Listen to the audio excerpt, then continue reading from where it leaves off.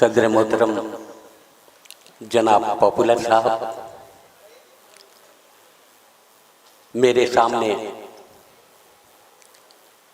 सलीम परवेज साहब आ गए हैं और मैं समझता हूं कि मैं खुशनसीब हूं कि मेरे पढ़ने के कबल आप यहाँ मौजूद हैं और मुझे सुन रहे हैं। दोस्तों, मैं आज शायरी नहीं पढ़ूंगा, शेर नहीं सुनाऊंगा, अकेला बिहार का हूं। जो शेर पढ़ूंगा वो आप तमाम लोगों का शेर होगा, जो यहाँ जो लोग हमारे मेहमान आए हुए हैं उन तक पेश कर सकूं।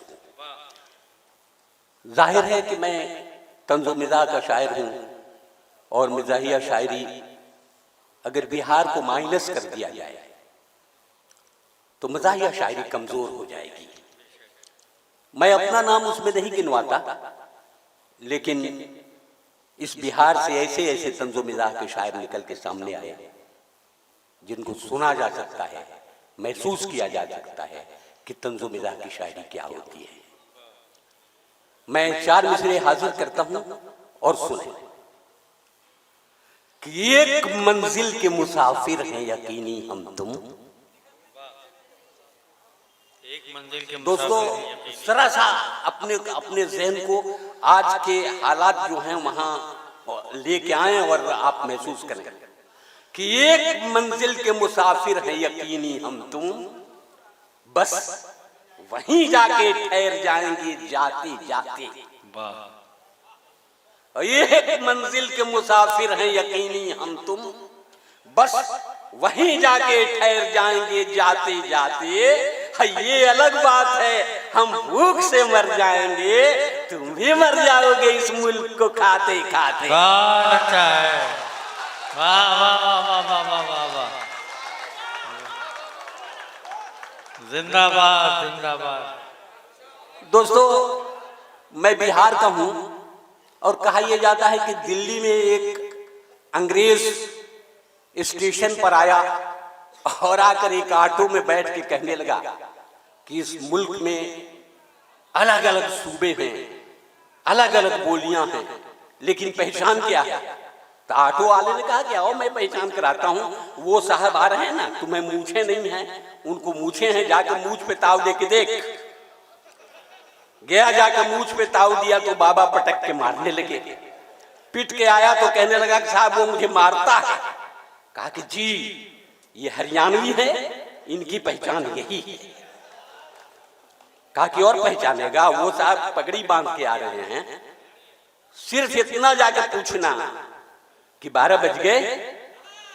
जैसे जाके पूछा कि 12 बज गए तो फिर पिटा। पिट के आया तो कहने लगा साहब वो भी मुझे मारता है। कहा जी ये सरदार जी हैं, ये पंजाबी हैं, इनकी पहचान यही है। मुख्तलिफ लोगों से पिटवाता रहा, आखिरकार उसने पूछा कि भाई बिहार कैसा होता है, बिहारी कैसे होते हैं, जहां सलीम परवेज जैसे बड़े लोग रहते हैं, बिहारी कैसा होता है? अब तक तुमने ये नहीं बताया। तो उसने कहा कि जब से पिटवा रहा हूं तुमको समझ में नहीं आया बिहारी कैसा हो।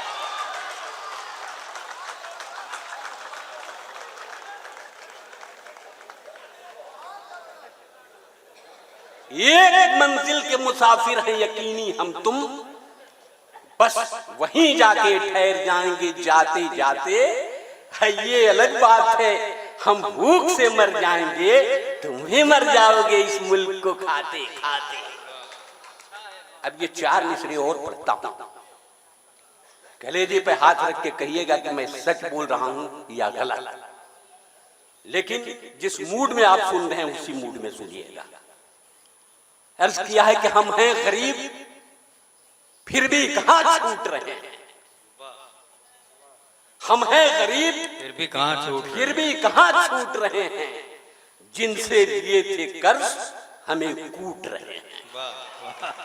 वाह, हम हैं गरीब फिर भी कहां छूट रहे हैं, और जिनसे लिए थे कर्ज हमें कूट रहे हैं। और जो लोग लोन बैंक से लेकर हुए फरार, लंदन में जिंदगी के मजे ले रहे हैं। वाह वाह वाह वाह वाह। मुकर्रर फिर पढ़ो। देखिए मुझे पढ़ने में कोई एतराज नहीं है। एक साहब अपनी गजल पढ़ रहे थे जिसमें उन्होंने रदीफ लगाई थी जागते रहो।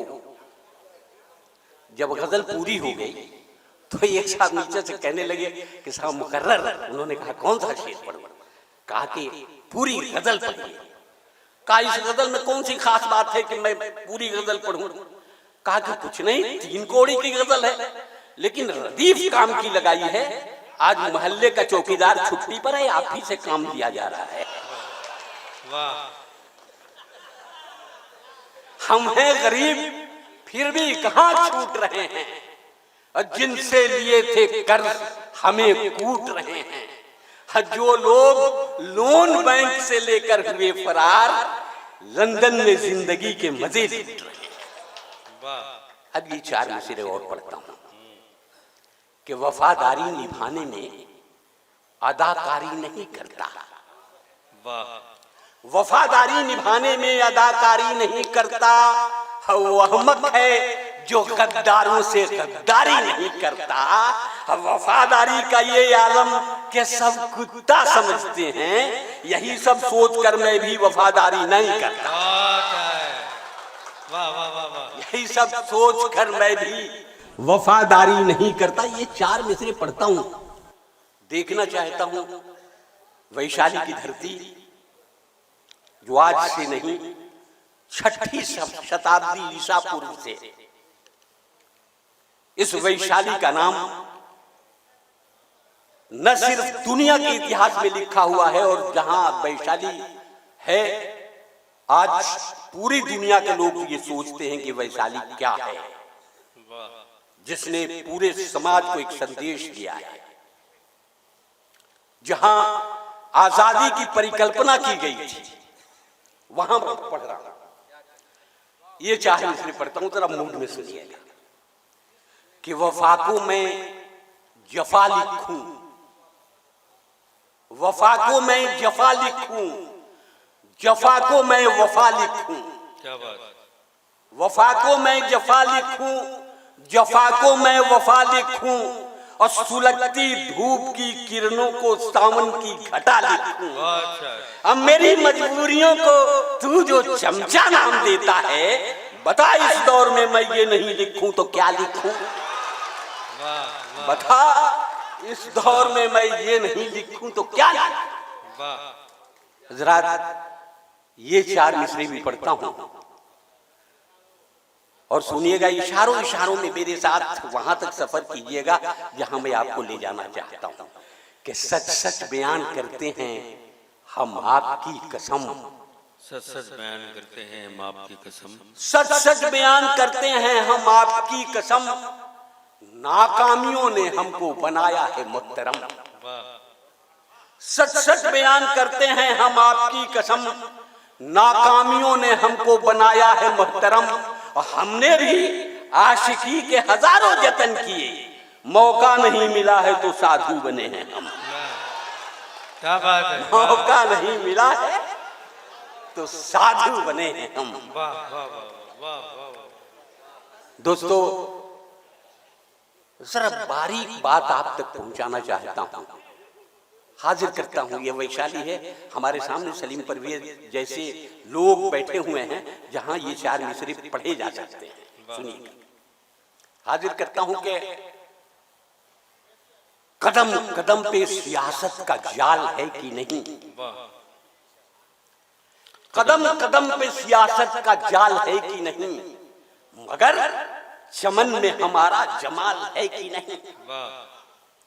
कदम कदम पे सियासत का जाल है कि नहीं, मगर चमन में हमारा जमाल है कि नहीं। कमाल पूछ रहे हो तो हम बताएं क्या, कमाल कुछ भी नहीं है। कमाल है कि नहीं?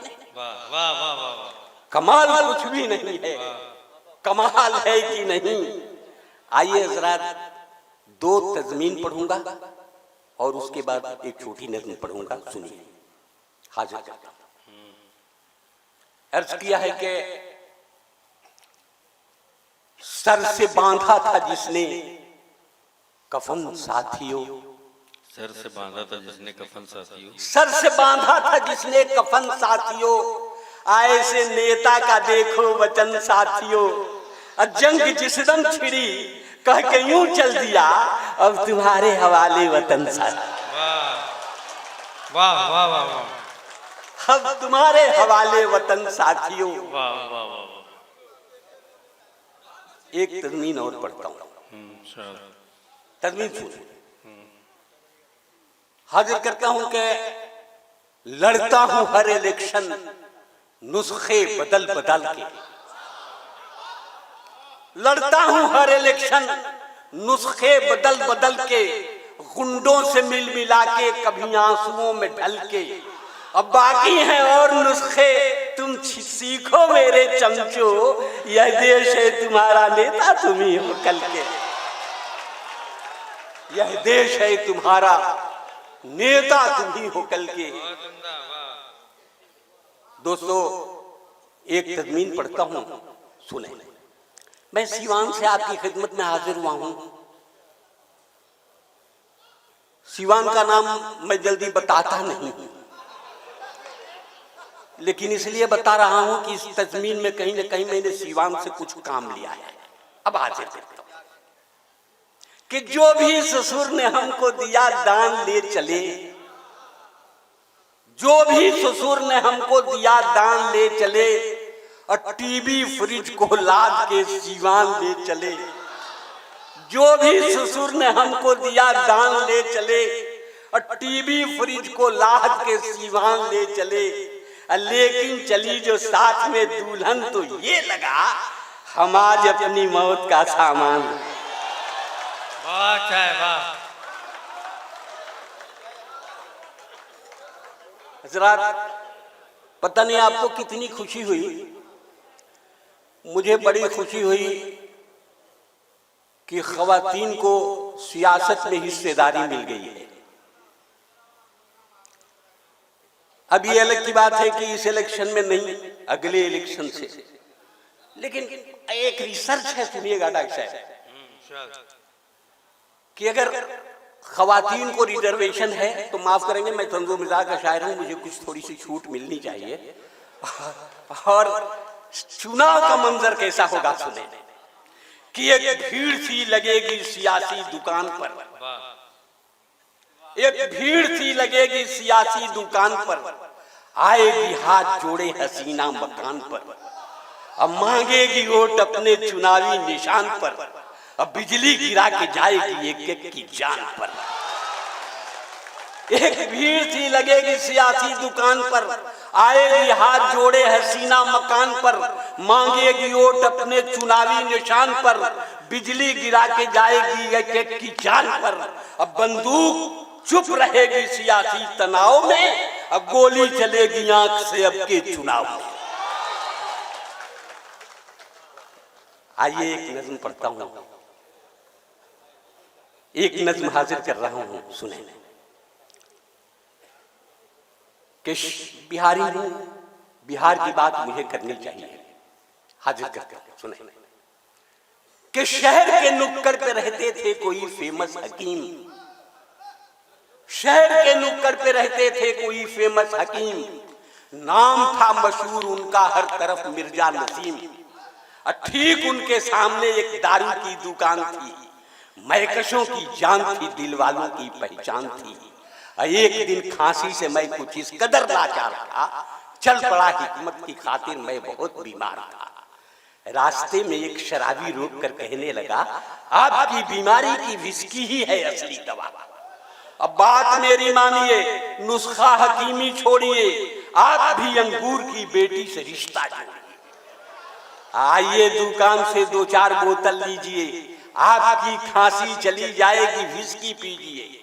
हर दवा से आज बेहतर हो गई विस्की कमाल, इसलिए मैंने शराबी से किया फौरन सवाल, सारी हिकमत से हुई अंगूर की बेटी भली, क्या जरूरी पीने से खांसी चली जाए मेरी।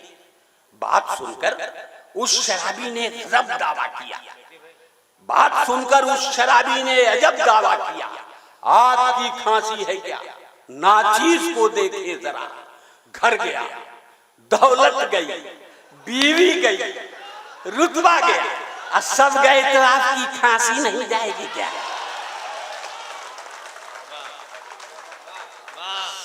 सब गए तो आपकी खांसी नहीं जाएगी क्या? आइए दोस्तों, एक छोटी सी और नज़्म पढ़ता हूं। पढ़ूं? एक नज़्म और पढ़ूं? तो एक बार सारी में जाकर बताइए।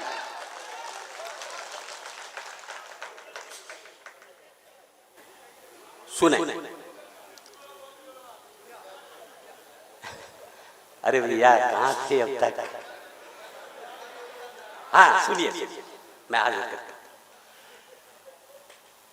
देखिए, मैं जानता हूं कि आप लोग इसका माने जानते हैं, लेकिन दाइश पे लोग नहीं जानते हैं, इसलिए मैं बता देना चाहता हूं कि अहलिया का माने बीवी होता है।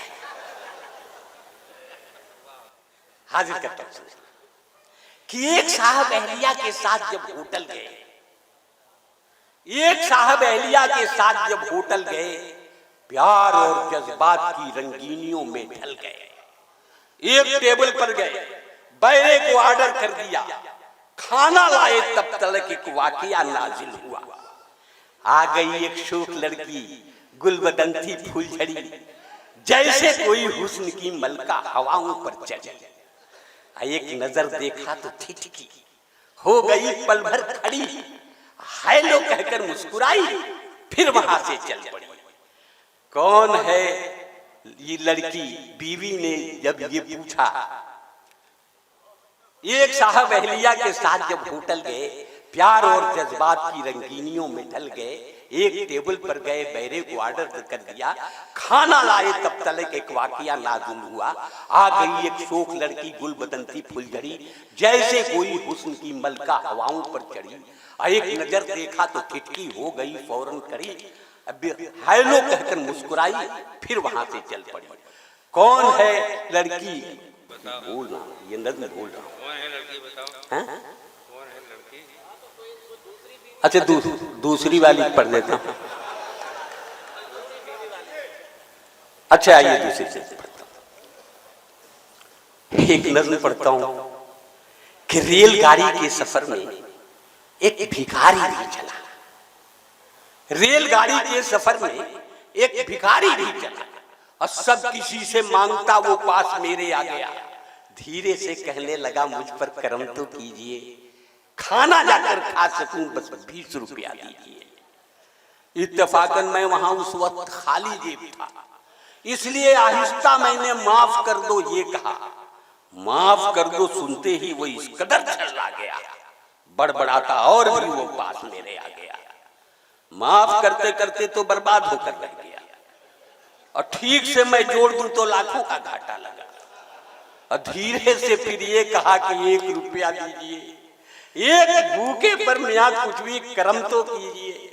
मैं वहां मजबूर था, इनकार ही करता रहा, और तंग आकर वो भिखारी जोर से कहने लगा, 1 रुपया भी नहीं है आपके जब हाथ में, आइए फिर भीख मांगे दोनों मिलके साथ में। दोस्तों, चलते चलते जाते जाते एक छोटी सी नज़्म मैं वैशाली के लोगों तक रखना चाहता हूँ। मेरे तंज़ो मिज़ाज की शायरी है, मैं आपको रात भर हंसाता रहूँ, आप हंसते रहें, लेकिन एक नज़्म आप तक पहुँचाता हूँ। तंज़ और मिज़ाज की शायरी क्या है, इसमें आधा हिस्सा तंज़ है, आधा मिज़ाज है, और देखेंगे आप। मैं हाजिर करता हूँ। नज़्म का उन्वान है आई डोनेशन। बड़े बड़े शहरों में एक बैनर लगाते हैं और उस पर लिखते हैं कि नेत्रदान शिविर, मरने के बाद अपनी आंखें दान कीजिए। मैंने एक साहब से पूछा था कि इसका फायदा क्या है। कहा कि यहां तो कुछ फायदा नहीं है, जब आप ऊपर जाएंगे तो इसका फायदा मिलेगा। अब मैं इसे नज़्म बनाता हूं, आप तक पहुंचाता हूं, तवज्जो से सुनिएगा। कि ऐलान हो रहा था बड़े ताम झाम से, जनता जनार्दन के लिए यह तमाम से, आंखों का दान दीजिए, एहसान कीजिए, कुछ उस जहां के वास्ते सामान कीजिए। आंधे गरीब लोगों के जीवन में नूर हो, तकदीर बन गई है जो तारीकी दूर हो। ऐलान सुन के लोग बढ़े आन बान से, और डोनेट आंखें करने लगे इत्मीनान से। इतने में एक शराबी ने ऐलान कर दिया, आंखों का दान दे के महादान कर दिया। ऐलान करने वालों का सम्मान कर दिया, लेकिन बचा के शर्त ये हैरान कर दिया, आंखें मैं दे रहा हूं अमीरों के वास्ते, आंखें मैं दे रहा हूं अमीरों के वास्ते, नफरत पसंद चंद वजीरों के वास्ते। इंसानियत का पाठ उन्हें भी पढ़ाइए, जो आंख रहते अंधे हैं उनको लगाइए, जो आंख रहते अंधे हैं उनको लगाइए। अब मरने के बाद आंखें मेरी दान लीजिए, लेकिन ये इल्तजा है मेरी मान लीजिए। मरने के बाद आंखें मेरी दान लीजिए, लेकिन ये इल्तजा है मेरी मान लीजिए। जिस आदमी को आप ये आंखें लगाइए, पीने के बाद खुलती हैं उसको बताइए। जिस आदमी को आप ये आंखें लगाइए, पीने के बाद खुलती हैं उसको बताइए। इन आंखों में खुमार रहे, चाहता हूं मैं हर आदमी से प्यार रहे, चाहता हूं मैं हर आदमी से प्यार रहे, चाहता हूं मैं। एक बार जोरदार ताली अपने लिए आप बजाएं। वाह।